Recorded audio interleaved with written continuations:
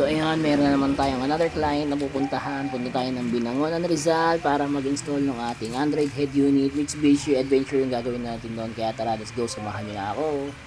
So ayan, good morning. Dito tayo ngayon sa Binangonan, Rizal. Ito yung gagawin natin.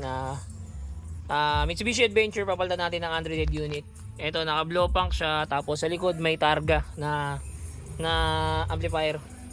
So tara, testing natin to. Palikutin na natin, umpisahan natin. Yung pagbaklas nito mga kadiskarte, ito muna nga stray, tapos ito. May tornilyo yan dito. Ito yan. Yan. Okay.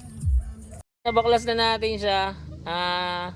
Yan, medyo i-rewiring na lang natin mga kadiskarte para mas maayos. Kasi kung mapapansin nyo, no?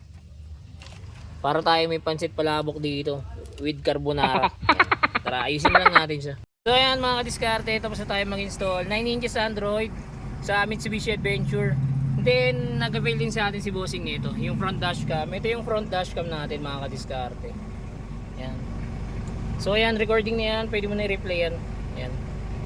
So ito, testing natin to, replay ito na, replay natin to. So ayan, yung kinakabit pa lang yung reverse camera. Yung naririnig yung sounds, yun dun yung recorded sound kanina. Yan. Tapos meron na rin tong pa reverse camera. Sir, pasuyo nga ako, paki-reverse po. Yan, kasama pa rin sa package natin yung reverse camera niyan, okay? Sige sir, papark na.